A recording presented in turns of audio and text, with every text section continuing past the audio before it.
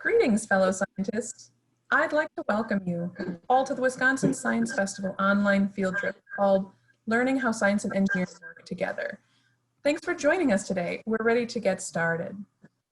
My name is Val from the Wisconsin Science Festival team, and we're so excited to be here today with our special guests, Mark Ediger and Paul Voiles from the UW-Madison College of Engineering and Material Science Department. So, how can you participate today? Well, you'll notice that your picture and your audio are muted, and the chat isn't available. But if you have any questions that you'd like to ask, you can use the Q&A feature. As soon as you have a question, go ahead and type it right away, and we'll ask your question for you out loud during the field trip. This field trip will be recorded, and as always, we ask that you do this in all activities with the Wisconsin Science Festival with a responsible adult. We'd also like to thank our sponsors and partners that help make the Wisconsin Science Festival possible. You can find out more activities and events during the festival at wisconsinsciencefest.org. With that, we're ready to get started. Take it away, Mark and Paul. Mark, do you want to do your introduction first? Or I mean, Paul? Well, Hello, everyone. My name's Paul Voiles, and I'm a professor in the Material Science and Engineering Department here at UW in Madison. I thought I might tell you a little bit about how I ended up where I am now. Well, I mean, where I am now is in my home office, but where I am now in spirit, which is at the University of Wisconsin in Madison. I grew up in a small town in Iowa called Grinnell with corn and soybean fields 20 miles in every direction as soon as you got out of town. I was interested in science from a young age. I have a really strong memory of my dad taking me to an event pretty much like this science festival where there were demos, and one of them was oscillating color change chemical reaction that would go blue, green, blue, green, blue, green, back and forth with no intervention except a stirrer running in the bottom. And that was just so cool. So I went to college and graduate school, also in the Midwest. I studied physics and then gradually made my way into material science, which is sort of, well, I tell people it's the science of stuff. Everything's got to be made out of something. And my kind of science and engineer, we invent the new things that things can be made out of, and we understand how it works. And my particular research area, I've made just 2 PowerPoint slides to show you a little bit about how that works. And what I tell people is I use a great big machine, the one that you can see on the right-hand side here. It says Titan on the side. That's just the brand name, but it does bring out what it looks like. It's more than 14 feet tall, and I use it to look at little tiny things. So using this big machine, which sits in the Material Science and Engineering Department here on campus, we can see live and in person individual atoms, the basic building blocks of all matter in the universe. And my students and I get to look at them every day. So we've got a couple of examples on the slide. So the top 2 are crystals in which the atoms are arranged in a regular array, like eggs sitting in an egg carton. And we can see how far apart they are and what kind of atom sits in which place. And then in the bottom right, we have an example of nanotechnology. You might have heard that buzzword. This is a golden nanoparticle. So it only consists of about 6,000 atoms made up into a little clump. And then on the left-hand side, we have an even smaller bunch of atoms. The thing that's circled in the red circle, that is one single atom of platinum sitting by itself on a surface. And we do all sorts of complicated things, But what gets me out of bed in the morning and keeps me excited about my job is that when I go to work, I get to see atoms.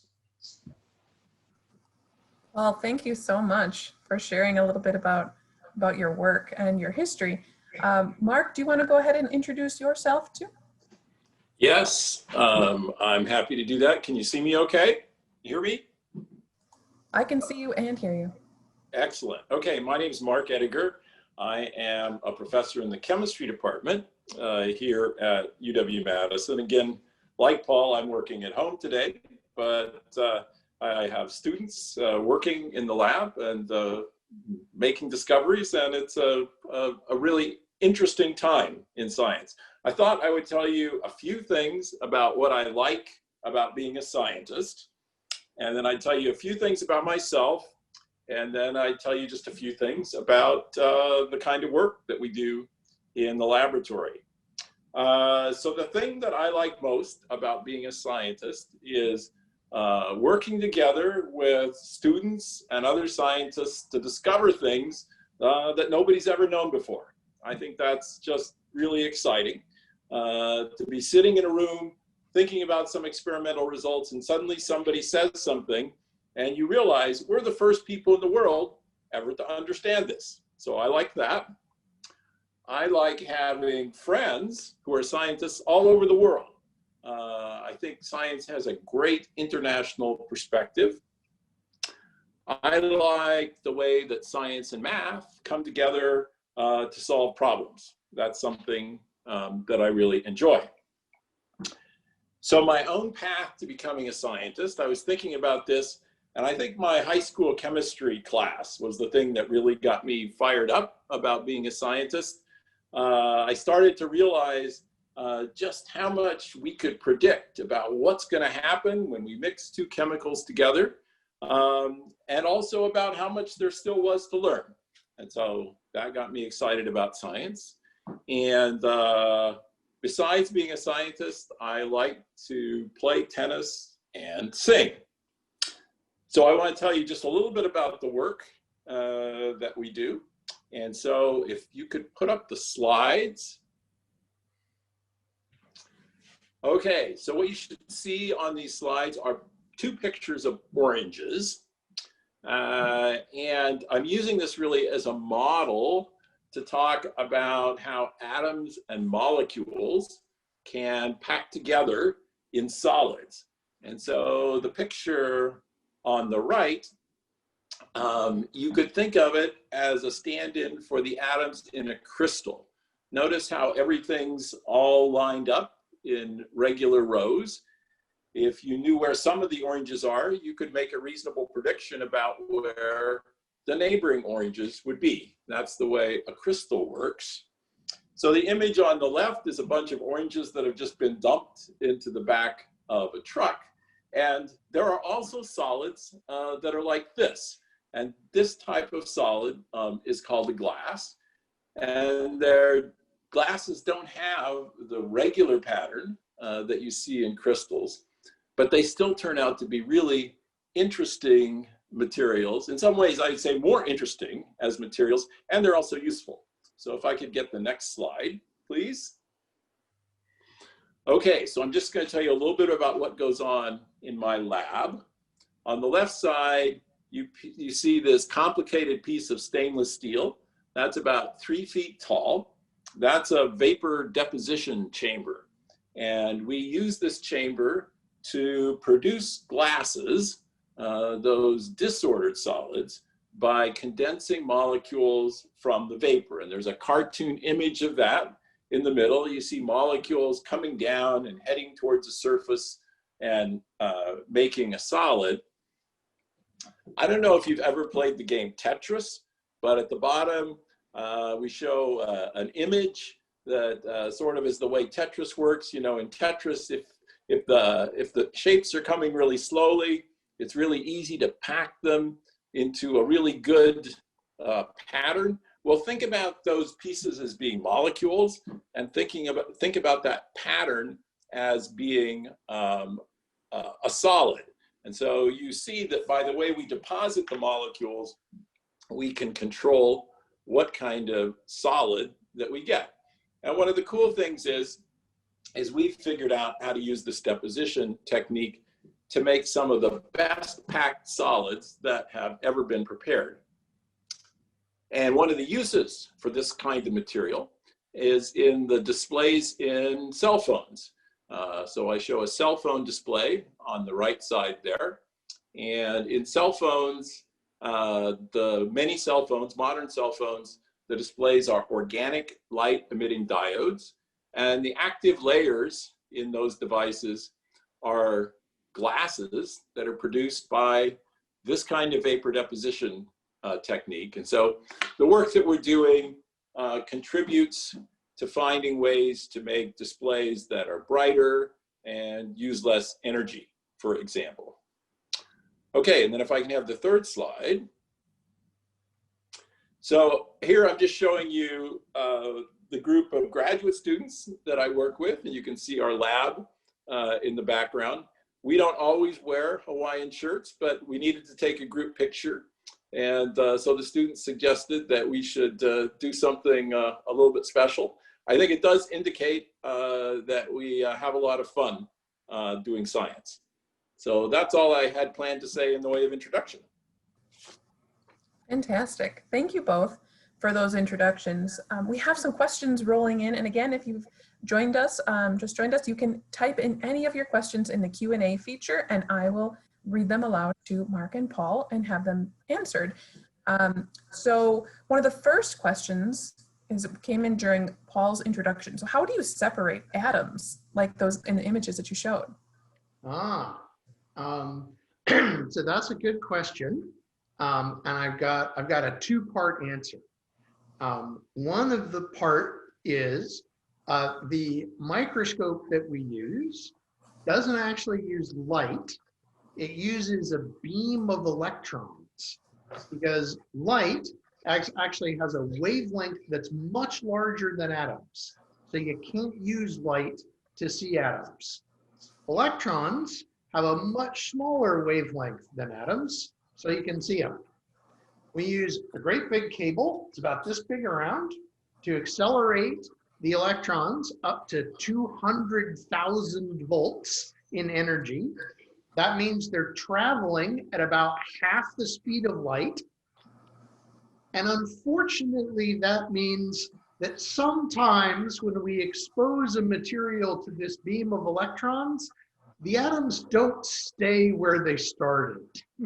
So in fact, in that picture, there was a little clump of platinum atoms down on the side. Before we started the experiment, all the platinum atoms were attached.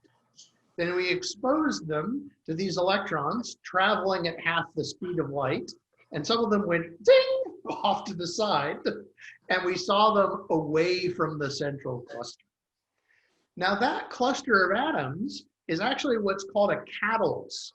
There's a company outside of Chicago called UOP Honeywell that manufactures those little tiny clusters of platinum atoms by the ton, and they're used in the oil industry as part of a process to convert crude oil into gasoline and aircraft fuel and all the other things that we make in an oil refinery.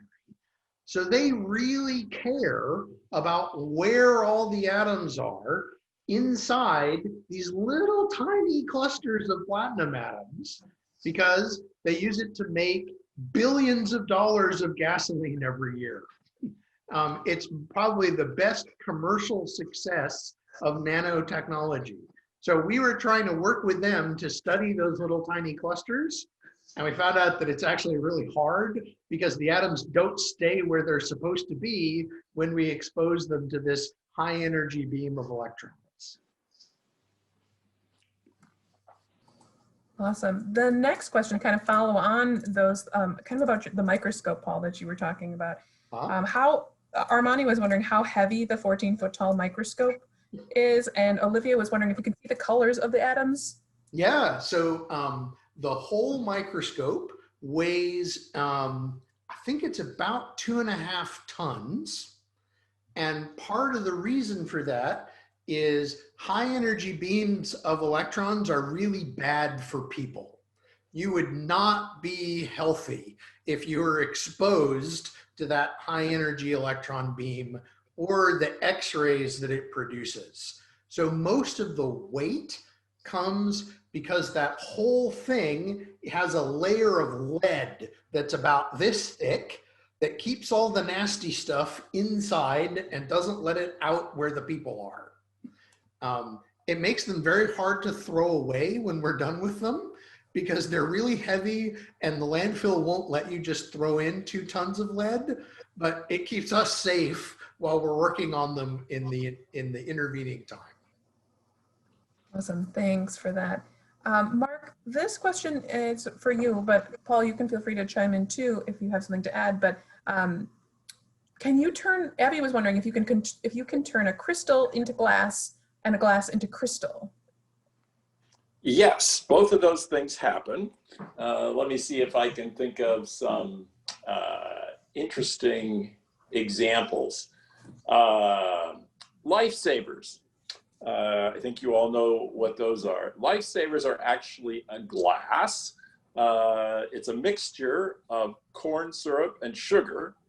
And I don't know if you've ever had the experience of carrying Lifesavers around in your pocket for a few days, but if you do, and then you eat the Lifesavers, they're a little bit gritty, they're sticky, and they're gritty. And that's because the sugar in the Lifesaver is crystallizing, okay? And then the corn syrup is left over, and that's the sticky part.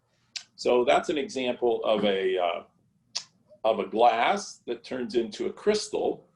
And then crystals, sometimes if you have crystals and you grind them very, very finely, you can turn them into glasses. Mark, can I just clarify, were you saying lightsaber or life saver, like the candy? Because there's just a question clarifying that. That's good. I meant to say a life saver, the candy. Perfect. Thank you for that. I don't actually know anything about lightsabers. Awesome. I'll just add to Mark's examples. In my area in material science, we also worry about manufacturing different kinds of materials. And there are lots of examples where we use heat in an industrial scale to control whether materials make a glass or make a crystal. So if you've got a window pane in your house, that's a glass. It's mostly silicon and oxygen with some extra stuff. But if you were to just take a regular glass and put it in your oven, it would crack because it changes shape too much when you heat it up and cool it down. So there's, if any of you have a baking dish that's sort of white and seems like it's made out of glass, that's actually a mix of glass and crystals made very carefully by controlling the temperature for the right amount of time so that you can use it as bakeware to go in your oven. Awesome. This question comes from Akam, and they're wondering, what is nanotechnology? So nano is one of those prefixes in the metric system. So you know, kilo means 1,000, centa means 100. Nano means 1/1 billionth, which is, I don't know, it's really small. 1 out of a billionth, and it refers to 1/1 billionth of a meter.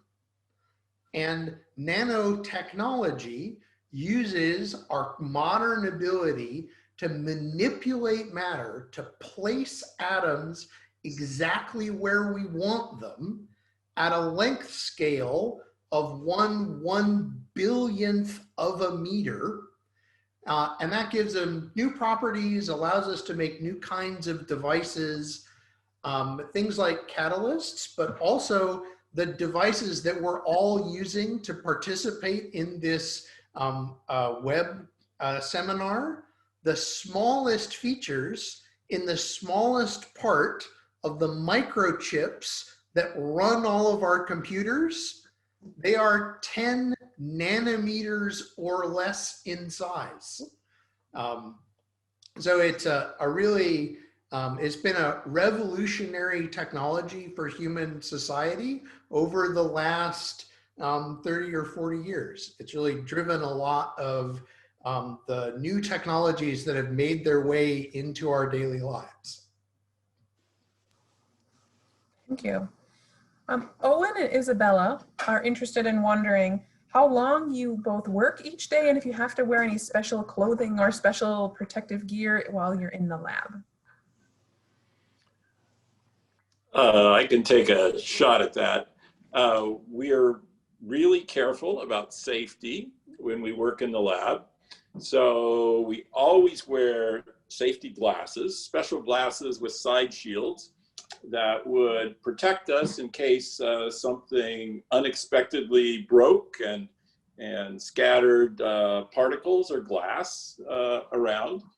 We would wear our lab coats, and then sometimes if we're doing more specialized procedure, we might wear extra thick gloves, or we might work in a special environment, a fume hood in which any fumes that might be dangerous would be swept away from us. Let's see, how long do we work? Or is it like, what was the other question? How long do you spend in the lab each day? Well, that's interesting. Right now, that's an interesting question because I go into the lab about 10 minutes a month right now with the COVID thing. I would say that if we, in the pre-COVID world, my students would spend 40 or 50 hours a week either in the lab or in their offices. We spend a lot of time analyzing the data that we produce. I would spend less than that in the lab because I also spend a good chunk of my time on teaching. So one of the funny things about the experiments that we do is we have this great big machine and we're trying to use it to look at little tiny objects. And on the scale of atoms, everything moves all the time. And we wish it didn't. We want it to stay put so we can look at it. So for example, when a bus goes by the building where my microscope sits, we can see it on the microscope because the vibrations of the bus shake the ground, which shakes the microscope, which causes the image of the atoms we're looking at to wiggle. And it's super annoying. So this has the side effect that the very best microscopy happens between midnight and 4 a.m. when everybody else has gone home and the buses aren't running. So I will have to say that in my old age, I don't go to the lab at 3 o'clock in the morning very often anymore. But my graduate students do. But I'm a nice boss. I don't make them come to work the next day after they've had a really late night working on the microscope. One of the things actually I like about being a scientist, and I especially liked about being a graduate student, is you have a lot of freedom and flexibility about when and how you work. We tend all to be pretty self-motivated because the work's interesting and exciting. So we work hard because it's fun. And the people that employ us tend to know that and just say, look, go get the work finished. We're not going to keep track of exactly when you come in or when you go home. Well, thank you. Emma is wondering, how can you be sure that the science that you're working on hasn't already been discovered by somebody else? We always worry about that. And in fact, we spend a lot of our time learning about what other people have done. Partially so that we don't end up repeating the same thing unless we want to. Part of science is confirming what other people have done and making sure that it's right. But we also want to mostly do new stuff. And we do that by reading papers that other scientists have written, and by going to meetings and spending, all day for a week listening to other scientists talk about what they've done. That's a big part of the job. You got it exactly right.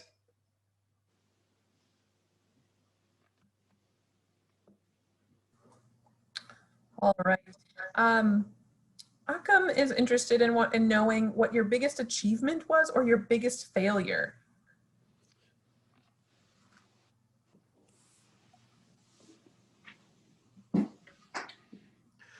I've got one that's kind of a combination of both. So when I first started as a faculty member here, I had what I thought was a great idea for an experiment. So the way that a lot of research works is we have to get somebody else to agree that it's a good idea, and that somebody else gives us money to pay for the work that gets done. Most of the time, that somebody is part of the US federal government, in this case, the National Science Foundation. So in 2002, I had what I thought was a great idea, and I wrote it down and I sent it off, and people agreed with me that it was a great idea. And then we tried it and it was a terrible failure. And then 5 years later, we tried again. And then a couple years later, we tried again.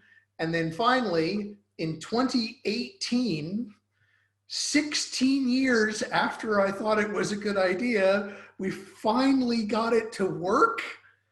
And the reason that it took so long is other people, other scientists had to invent new pieces of equipment and come up with new ideas in order for this idea that I had to finally work.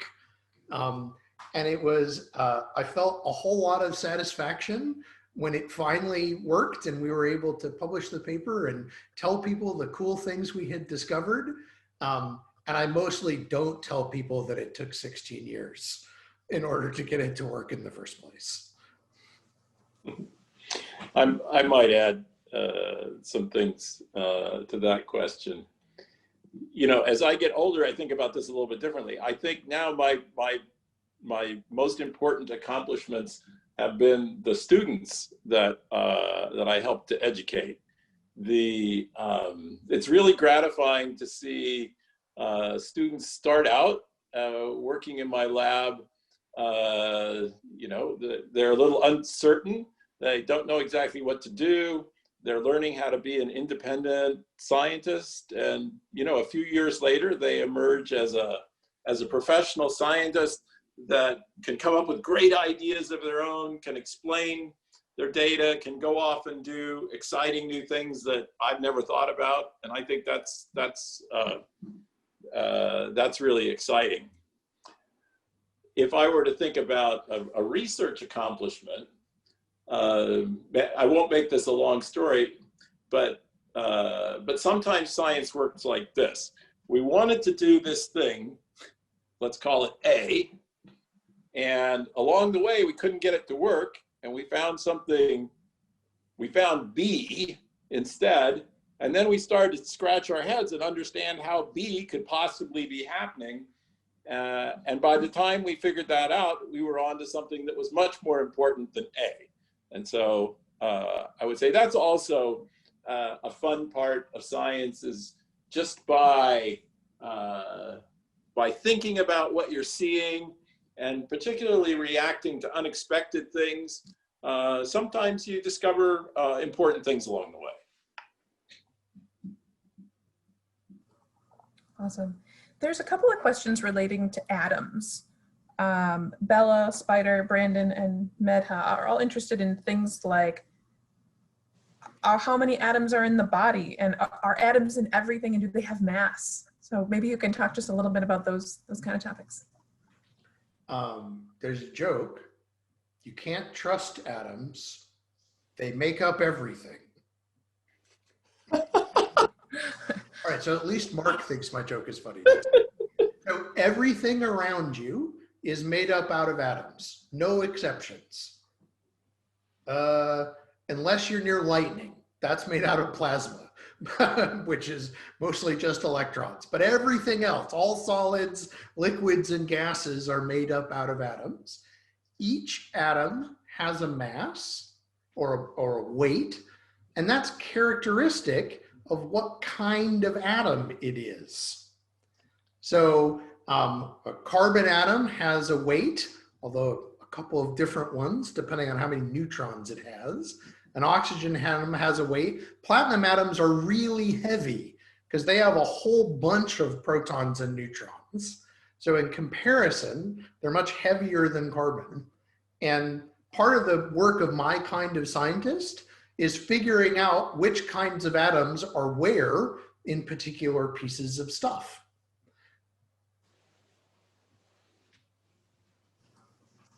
All right. Chenku is wondering what you do in your spare time when you're not in the lab. I already told you, I like to play tennis. I enjoy singing. During the COVID times, I walk a lot. My wife and I walk about 5 miles a day. On the weekends, we like to get out and hike in the beautiful parks around Wisconsin. So I've got 2 kids, 2 boys. The older one is a junior in high school and the younger one is in 7th grade. My older son, most of my outside of work stuff is associated with my kids in some way. My older son is a fanatical soccer player. So he's gotten me into soccer too. So we watch soccer games and talk about soccer with him. The whole family likes board games and card games and stuff like that. So that's a lot of what I do with my spare time. Thank you. Praneef is interested in what you think the next big revolution in science might be.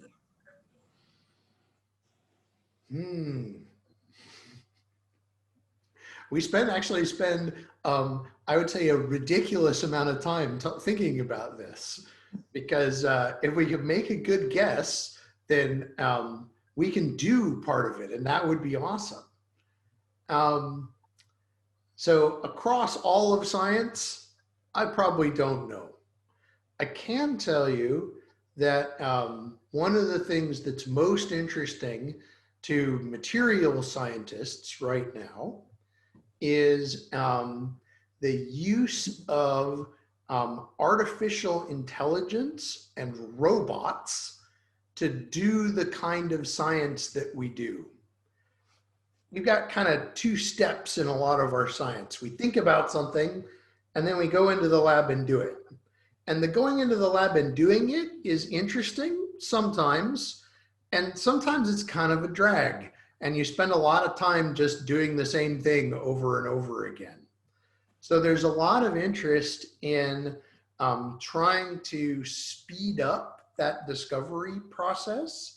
And also on the engineering side of my job, taking new materials and implementing them into products that people can buy and that society needs faster by having people do more of the thinking and having machines do more of the sort of lab grind kind of stuff, but smart enough machines that they can be self-correcting and sort of do the right thing when there's a simple choice to be made, which doesn't exist right now, and it's why people have to do a lot of that work.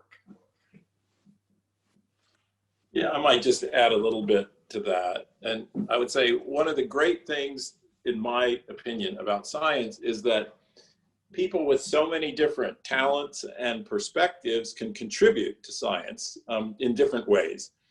And there are some people who really enjoy thinking about the question that you asked, which is thinking about, what is the next big thing? And that's good. We need some people like that. And then we also need some people who can focus on a particular problem and really understand it and really figure out how it works. And I'm more that kind of person. Thank you. Zena was asking a little bit about how teaching goes. So how many students do you teach in a day, and what does that kind of look like? I can take a shot at that. I'm teaching, this semester I'm teaching college seniors. I'm teaching a chemistry course, and I have 35 students in my class. We meet 3 times a week for an hour. And then the students spend a lot of time reading and doing problems and getting prepared for class. So usually the students would be taking something like 3 or 4 classes like the one that I just described. So this semester we started out meeting in person with masks and distancing, but we then had to switch to meeting online. And actually, I think that the online classes are going quite well. So I'll just add to that, that both Mark and I do 2 kinds of teaching. So Mark talked about the classroom part, which I also do. I'm actually teaching a class in how the microscopes that I use work and how we would use them to other students who might want to do that in the future. But also working with our graduate students is another form of teaching, but it's more like an apprenticeship. And this is interesting to me. Research is one of those things that's sort of like weird and hard. So there isn't a way you can take a class that will teach you how to do it.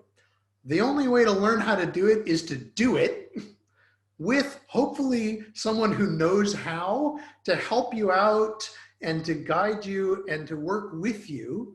So that's at least half of the time that I spend teaching each week is discussions one-on-one or with 1 or 2 of the research students that I'm working on, helping them with their projects, but also trying to help them learn how to be researchers so that when they get their PhDs, they can go off and do their own projects. So thank you. One question was, what kind of skills do you use in your work now that you didn't think you would need when you were starting out in this career path? So one thing, go ahead. No, go ahead, Paul. So one thing that I didn't realize I would use as much in this job is skills in acting. When I was a high school student and an undergraduate, I did a bunch of plays and I did some improvisational theater where you make it up as you go along. And now I still use that same sort of talk quick off the top of your head, try to communicate with people, try to be interesting when you're talking all the time. And, you know, we think about, sometimes there's this image, I think, of scientist, you know, he sits alone in the lab or she sits alone at her desk and thinks interesting thoughts. And that's actually not what we spend a lot of our time doing. We spend a lot of our time talking to other people, talking to big groups of people, and trying to be interesting and engaging about what we're doing so that other people will understand it and put in their own time and effort to think it's interesting and understand it and build on it. Yeah, I might just add to that. I was not thinking about acting. I was thinking, I guess I did not realize that so much about being a scientist involved, you know, building good relationships with other people so that people trust each other and exchange information. And this is really, I think, a huge part of science. And And, you know, just like in any profession, sometimes you run into some crusty characters that are a little hard to get along with. But if you can figure out how to get along with them, some of them, you know a lot of really important things, and you can take advantage of that. And so I think I had not anticipated how much interpersonal relationships was really important for being successful in science. Awesome. We have just 4 minutes left, so I probably will only get to maybe 2 questions more at most. But Akan was wondering what kind of career advice you would have for people who are interested in becoming a scientist or in going to the sciences.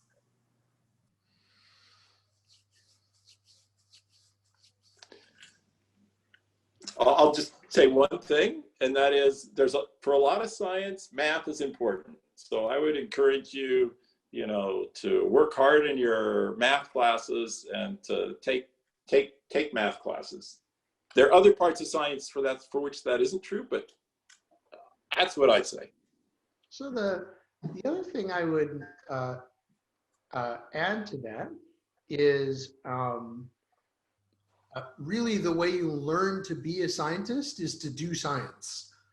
And especially if you're near a university or a company that's got some science or engineering in it, there are more and more opportunities for young people, certainly in high school, maybe younger than that, to do some science, to work with scientists, to do some experiments, and to start learning how to do it by doing it. So if that's a thing, and it's also a great way to try it out, right? I think I'm interested in science. See if you can find a lab that will let you spend some time, try some stuff out, and see if you like it. I really love my job. I get to do stuff that I think is fun and exciting a lot of the time. I won't claim all the time, no job is perfect, but a lot of the time. And if you've got that interest, this is a great way to keep sort of engaged and excited about your job for a whole lifetime. Great, thank you for that. So Zena was wondering if there is a person that inspires you.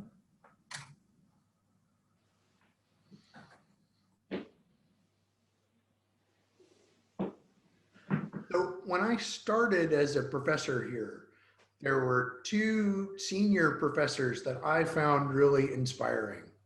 One of them was a professor named, and they both retired now. One of them was a professor named Max Legale, and he's done lots of great science. But what was really impressive to me is he has changed what he works on, what his research specialty is, 3 times over his career. And he reinvented himself and went on to be more successful each time.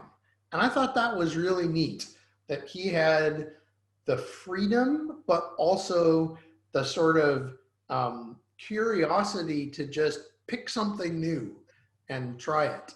And the other person here who inspired me was Austin Chang, who is a longtime faculty member here.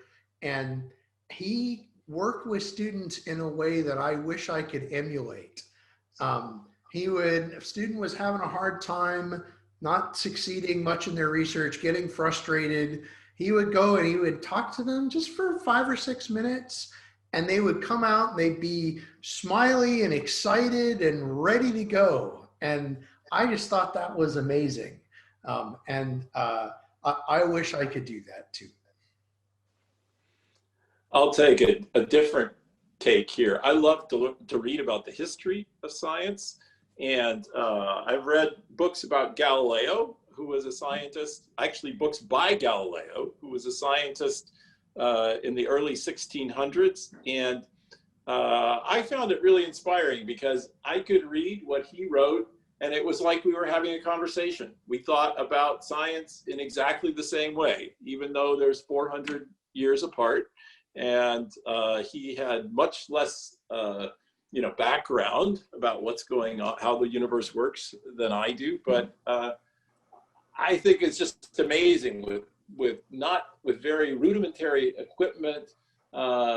People were really able to put the pieces together and come up with big ideas. That's neat. Fantastic.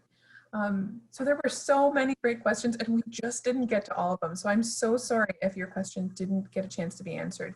We can probably communicate and answer some of those through your teacher's email, so you can stay tuned for that. But thank you everyone for joining us today at the Wisconsin Science Festival, and thanks to our field trip presenters, Mark and Paul. A recording of this field trip will likely be available, and we will follow up with teachers about that as well. Remember that the Wisconsin Science Festival continues with events hosted from organizations across the state, and you can participate in them over the next few days. Just check it out at wisconsinsciencefest.org for more fun science. We'll see you there. Thanks again. Thanks for coming.